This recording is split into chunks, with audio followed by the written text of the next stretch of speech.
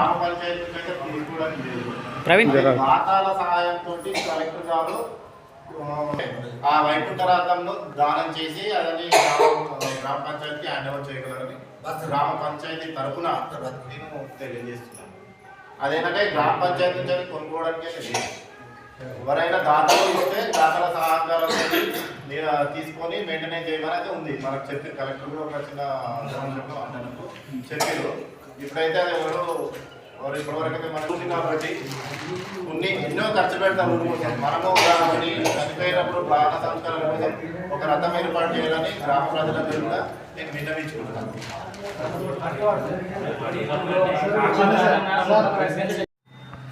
గ్రామ సభ సమావేశం ఇంతకుముందే మన సెక్రటరీ గారు చెప్పారు. గ్రామ సభ మనం ఎందుకు నిర్వహించుకుంటున్నాము, దాని యొక్క ఉద్దేశం ఏంది, దాని నుంచి మనకు ఇంతమంది కలిసి మనం కూర్చున్నందుకు దీంట్లో మనకు రేపటి భవిష్యత్తుకు ముందరికి మనం ఏ విధంగా మనకు తోడ్పడుతుంది, ఉపయోగపడుతుంది అనేటువంటి దాని గురించి ఇంతకుముందే చెప్పింది. మనందరి యొక్క ఉద్దేశము మనకున్నటువంటి వనరుల్లో మన గ్రామాన్ని అన్ని రంగాల్లో ప్రజల యొక్క క్షేమము, ప్రజల యొక్క అభివృద్ధి, గ్రామం యొక్క వాళ్ళకు కావలసినటువంటి కనీస సౌకర్యాలు కల్పించడం కోసం మనము అందరం కలిసి మనకున్నటువంటి ఏ సమస్యలు ఎక్కడెక్కడ ఉన్నాయి, ఆ సమస్యను మనం ఎంత మేరకు పరిష్కరించుకోగలుగుతాము, వాటి కోసము ఒక ప్రణాళిక, యాక్షన్ ప్లాన్ అంటాం. ఇప్పుడు పొలంలో మనం వ్యవసాయం చేసుకుంటున్నాం. అదే ఇప్పుడు మొట్టమొదటి ముందు దున్నుకొని ఇట్లా ఏమి గడిచింది లేకుండా చేసుకొని విత్తనాలు చదువుకుంది.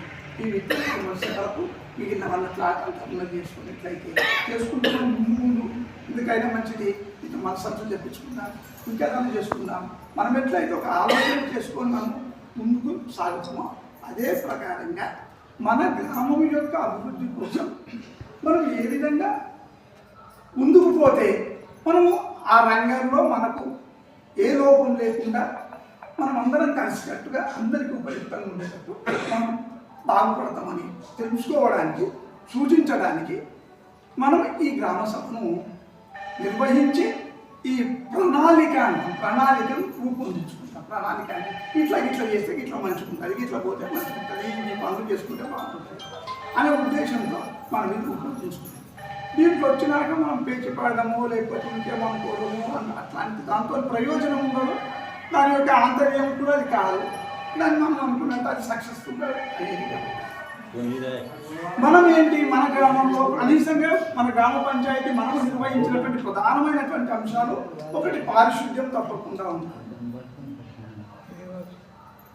ఇప్పుడు ఉన్నటువంటి డ్రైన్స్, మోరీలు ఉన్నాయి, వాటిని క్లీన్గా ఉంచుకోవడం, మోరీల నిర్మాణం ఎక్కడెక్కడ లేదో ఆ మోరీల నిర్మాణం చేయడానికి మన వంతు మనం ప్రయత్నం చేయడం, అనుకూలతను బట్టి నిర్మించుకోవడం, వాటిని నుంచే పరిశుభ్రంగా ఉంచుకోవడం.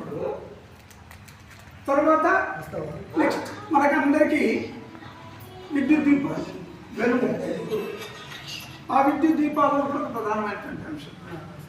ఆ ఉన్నటువంటి గ్రామంలో మనం విద్యుత్ ఆల్రెడీ ఎప్పుడో ఇప్పుడు దగ్గర నాకు తెలిసి అప్రాక్సిమేషన్ 700 పోల్స్, 700 వరకు పోల్స్ మన దగ్గర కరెంట్ స్తంభాలు ఉన్నాయి. చాలా మట్టుకు అయినంత మట్టుకు అన్ని స్తంభాలకు అంటే అక్కడ ఉన్నటువంటి జనాలకు ఎవరికి ఇబ్బంది లేకుండా అందరికీ ఆ వెలుగు ఉండేటట్టు, దీపం కాంతి ఉండేటట్టు మనం ప్రయత్నం చేయడం ఆ రెండో అంశం. ఇక ముఖ్యంగా మళ్ళా నెక్స్ట్ది మనకు అందరికీ తాగునీరు అది ప్రధానమైనటువంటి అంశం. ఇప్పటివరకైతే మనకు మెషిన్ మగినతో నీళ్లకు ఎదురు లేకుండా కొన్ని దగ్గరలో తప్ప చాలా మటుకు నీటి సౌకర్యమై కొన్ని ప్రాంతాల్లో ఉండొచ్చు. ఎందుకోసమో అది ఏంటంటే ఇక్కడ మనం కాకపోతే ముందు మాత్రం కొంచెం అది కష్టతరంగానే రావచ్చు. ఎందుకంటే వాటర్ కొంచెం లెవెల్కి వచ్చిన తర్వాత వాటర్ కాబట్టి దానికోసం ఆలోచిస్తున్నాము. ఏ విధంగా మనకు కావాల్సినటువంటి కనీస సౌకర్యాలు అంటే నీటి సౌకర్యం కల్పించాలని ఒక ఆలోచన. వాటి కోసం మనం ప్రణాళిక రూపొందించుకొని ఇట్లా కార్యక్రమం చేస్తే బాగుంటుంది అని ముందు మనం అందరం కలిసికట్టుగా ఇది అందరం కలిసికట్టుగా చేసే పని తప్ప ఏ ఒక్కరో వ్యక్తిగతంగా చేస్తే పని కాదు. అందరం సమిష్టిగా మీ ఆలోచనలు, మీ యొక్క అభిప్రాయాలు, మీ సందేశాలు ఇట్లా కార్యక్రమం చేస్తే తప్పకుండా కలిసికట్టుగా మనం అందరం చేసుకోవడానికి ప్రయత్నిద్దాం. మన గ్రామంలో మనకు ఆ లోటుపాట్లు ఏమీ లేకుండా మనమందరం కూడా కలిసి కూర్చొని చేసుకుంటాం తప్ప మనం వ్యక్తిగతమైనటువంటి విషయాల కోసం మనం అంతా అలా కావాల్సిన అక్కర్లేదు. ఏదన్నా ఉంటే తప్పకుండా చెప్పుకుంటే చేయించడానికి ప్రయత్నం చేద్దాం, తప్పకుండా చేద్దాం. ఇప్పటి వరకు చాలా సందర్భాల్లో చెప్పినాం మూరిల గురించి. రైట్. అయితే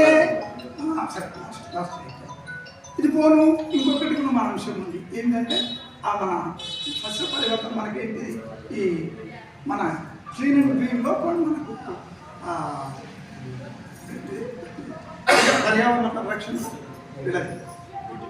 లేక రాములు పార్టీ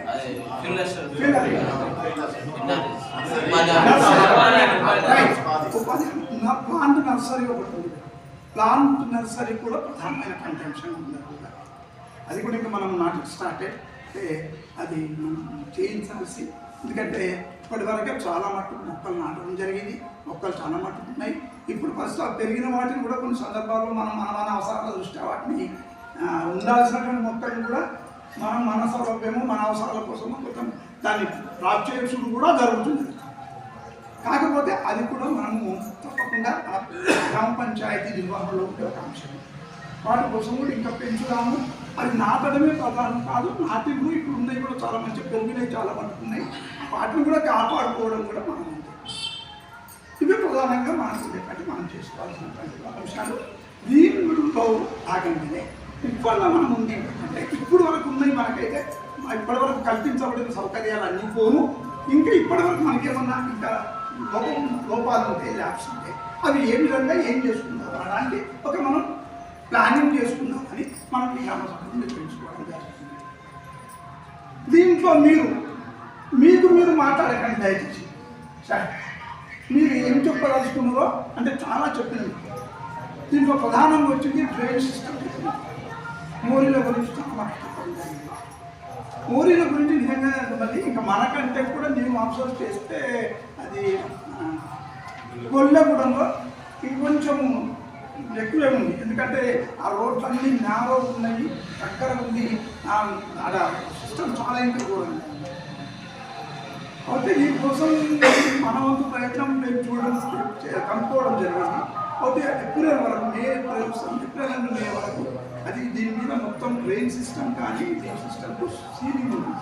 అంటే ఫస్ట్ స్థాయి వాటి కట్టడానికి కానీ నిర్మించింగ్ కానీ దాని నుంచి మనం గ్రాంట్స్ కానీ అవి ఇప్పుడు అలాట్మెంట్ లేదు. అది తప్పకుండా తీసుకుంటాం. ఇప్పుడు మనం యాక్షన్ ప్లాన్ ఉంటే మనం చేస్తే బాగుంటుందని చెప్పుకుంటే ఎక్కడెక్కడ అనివార్యమైంది ప్రతి వాడు కూడా తిరుగుదాం, ప్రతి వాడు కూడా వస్తాం. మీరు నుంచి మనం పోదాం, తిరుగుదాం. అక్కడ అనివార్యమైతే ఏ రకంగా మనం చేర్చుకున్నామో అవన్నీ మనం ప్రయత్నం చేసుకున్నాం.